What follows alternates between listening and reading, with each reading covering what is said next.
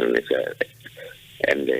Baik, Pak Dokter, bisa diinformasikan nih sejauh mana dan seberapa banyak nih kasus DBD yang terjadi di Nusa Tenggara Timur? Baik, jadi sejauh ini memang ada peningkatan yang cukup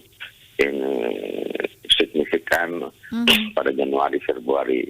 Tapi menuju ke Maret ini memang telah terjadi penurunan kasus yang sangat signifikan juga. Jadi memang biasanya di bulan Januari, Desember, Januari, Februari itu terjadi kenaikan kasus. Tapi tahun ini memang jauh lebih banyak dibandingkan tahun lalu.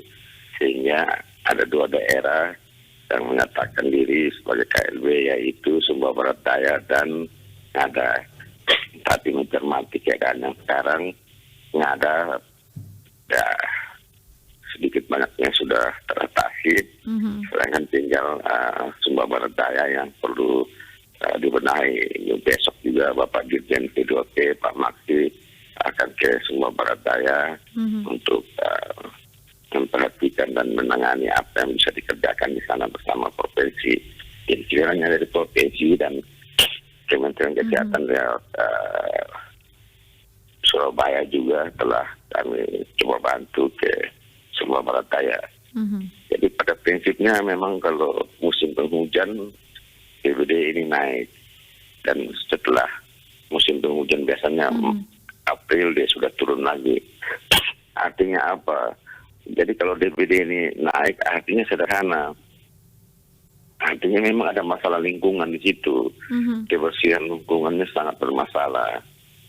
Jadi kalau penata laksanaan orang sakit itu kan kami di kesehatan itu sudah tahu jelas apa yang harus dikerjakan, karena itu ilmunya sudah sangat mapan. Sedangkan yang paling sulit adalah keterlambatan untuk sampai ke rumah sakit untuk ditangani. Nah ini yang sering terjadi, yaitu pasien tidak mengerti dengan baik masalah sakit demam berdarah ini.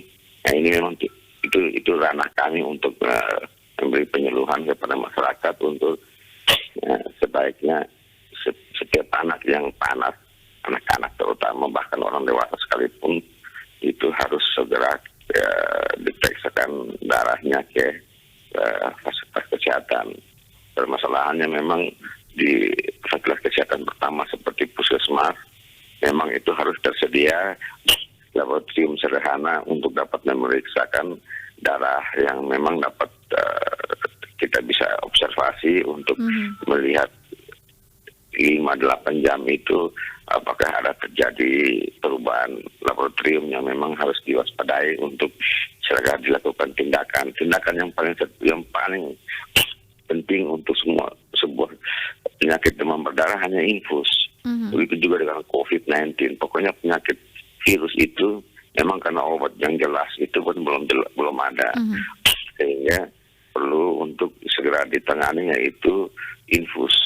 Jadi infus ini penyelamatan yang luar biasa. Jadi bukan gawatnya. Jadi ini yang sering kadang-kadang saudara-saudara kita masyarakat ini sepertinya kalau infus itu sesuatu yang sudah sangat berbahaya. Gawat ya. Gawat dan sangat menakutkan. Tidak. Infus itu salah satu bentuk dari obat untuk segera orang tidak sampai kolaps lagi ke hal yang lebih jelek. Jadi yang biasanya datang itu terlambat karena tidak mau infus, takut infus, bahkan ya macam-macam lah alasannya. Misalnya Mbak sekarang, ibu sekarang mau ke rumah sakit, dibilang infus yuk, langsung aduh gimana nih saya, gimana? Sepertinya terganggu bahwa ini sudah sesuatu yang berbahaya. Sebenarnya tidak. Infus itu kalau seorang anak atau seorang pasien itu diinfus, itu seharusnya sudah dapat dikatakan bahwa ini orang telah ditangani dengan baik dan kemungkinan untuk meninggal itu sudah kemungkinan kecil, kecuali memang ada keterlambatan. Jadi sekali lagi, infus itu sesuatu yang sangat perlu dan tidak perlu diketakutkan. Oke, Nah, baik. kita bahwa infus sesuatu yang sudah berbahaya, jadi kita menolak untuk diinfus. Jadi kita ada baik-baik saja nih kok, masa diinfus. Tidak, itu semacam pencegahan begitu. Oke, baik Pak Dokter. Ini untuk NTT sendiri tadi disampaikan nggak ada, awalnya kemarin sempat tinggi, kemudian sekarang sudah turun. Sumber barat daya pun seperti itu masih tinggi. Nah, bagaimana dengan kabupaten-kabupaten lain yang ada di Provinsi Nusa Tenggara Timur? Apakah ini juga semua bertambah karena per hari ini berapa banyak nih kasus yang terjadi? Hari ini tinggal sedikit saja dari seluruh NTT, dari 1.000 lebih, sekarang yang sisa aktif itu 50-an. Jadi Ini yang memang masih dirawat nih Pak Dokter ya? ya, yang masih dirawat memang sedikit. Jadi memang yang biasa bermasalah itu Kota Kupang, Sika atau Mamere, Manggarai Barat, Belu atau Mbua. Dan agak mengagetkan ini sekarang adalah ini Lembata dan Sumba Barat Daya. Jadi sekali lagi ini kalau demam berdarah ada atau meningkat itu salah satu indikator bahwa lingkungan di kota itu memang bermasalah kesehatannya. Artinya memang kotor gitu. Sistem penanganan sampah, sistem pembuangan limbah, kerjasama masyarakat dengan untuk membersihkan daerahnya sendiri itu bermasalah. Artinya di sini jelas bahwa partisipasi masyarakat, partisipasi institusi gereja, masjid, partisipasi pemerintah bersama masyarakat itu memang jelas itu indikator bahwa masih ada bermasalah. Jadi ini harus dibenahi bersama antara pemerintah setempat, yaitu RT, RW, sampai ke, kita anggap saja RT itu suatu pemerintahan, sampai ke level di kabupaten kota itu bersama dengan gereja atau institusi keagamaan dan institusi lainnya di pemerintah terutama, ini ada masalah yang harus segera diatasi, bukan kemudian dikasih tunjuk bahwa ini kesehatan punya urusan. Jadi kalau ada DBD itu indikatornya bahwa kesehatan atau kebersihan lingkungan bermasalah, dan orang kesehatan tidak bisa disuruh untuk membersihkan semua sampah masyarakat, sampah atau faktor-faktor lain yang bersifat kesehatan lingkungan itu diurus secara intersektoral, tidak satu sektor. Jadi orang kesehatan itu memberitahu kepada pihak-pihak terkait bahwa ini loh ada masalah di titik ini karena penyakit ini muncul. Nah, soal penanganan penyakit itu urusan orang kesehatan. Tapi soalnya sifatnya lingkungan itu harus lintas sektoral, termasuk teman-teman di RRI, teman-teman di LSM, teman-teman yang ada berkecimpung di institusi keagamaan, dan semua kita, seluruh elemen masyarakat. Itu ada bermasalah di dalam hal kerjasama partisipasi satu sama lain. Karena kalau ini dengan bahasa apa ya? Dengan FEMI, Pak Dokter. Ibu Femi. Ya. Jadi Ibu Femi punya rumah biar bersih. Tapi kan saluran pembuangannya di kota ini kan masalah kota. Ini penyakit ini kebanyakan masalah kota. Pembuangan sampah Ibu kan mau taruh di mana? Kalau taruh di pinggir rumah jadi masalah. Taruh dibakar bermasalah juga. Karena sistem manajemen pembuangan sampah jadi masalah. Begitu juga limbah keluarga, misalnya cuci, mandi, sisa buangan airnya mau dibawa kemana. Nah, hal-hal kecil begini yang kalau semua ditumpuk jadi satu, kalau ribuan orang, ribuan keluarga tidak memperdulikan ini, maka terjadi penumpukan limbah-limbah keluarga yang tidak tahu mau dibawa kemana, hanya ditumpuk di satu lingkungan. Nah, disitulah nyamuk itu berkembang biak di situ, dan sangat banyak. Jadi meskipun Ibu Femi rumahnya bersih, tapi lingkungannya kotor, maka nyamuk kan bisa terbang 1-2 kilo ini. Bahkan kalau anginnya besar bisa sampai 7 kilo, 8 kilo. Nah, satu gigitan nyamuk bisa menyebabkan satu kematian. Satu gigitan. Nah, ini yang jadi masalah. Oke. Nah, selain pencegahan-pencegahan yang seharusnya juga ini dilakukan oleh masyarakat sendiri nih ya, Pak Dokter ya. Apa yang dilakukan oleh Pemprov NTT sendiri untuk mencegah dan juga mengatasi permasalahan DBD yang terus meningkat akhir-akhir ini? Jadi contoh yang telah dilakukan yang dengan sangat baik oleh Bapak Gubernur, beliau itu turun langsung memimpin semua teman-teman untuk setiap hari Jumat itu lakukan kebersihan meskipun ini kan sifatnya membantu misalnya Kota Kupang, itu betul beliau sangat concern dengan kebersihan lingkungan. Bahkan yang paling penting contohnya lingkungan kantor kita itu bersih tidak. Lingkungan sekolah ini kan kebanyakan terjadi di sekolah harus bersih supaya tempat-tempat perindukan nyamuk itu tidak ada.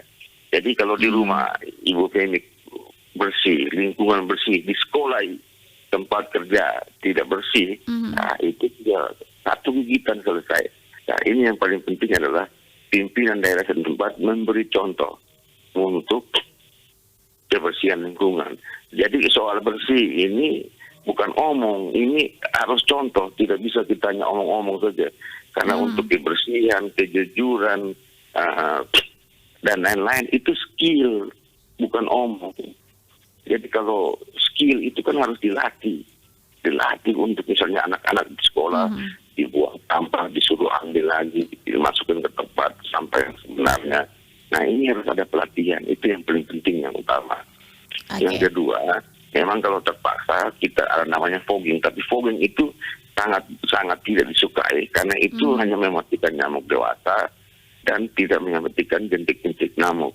Nah karena itu kita telah untuk teman-teman sudah memberikan bantuan untuk kemana-mana, untuk kalau di satu rumah ada satu orang yang bisa memantau ada jentik nyamuk, yang ini berarti ada indikasi bahwa ada nyamuk di rumah ini yang berbahaya, maka segera dikoordinasikan untuk di puskesmas dikasih abate.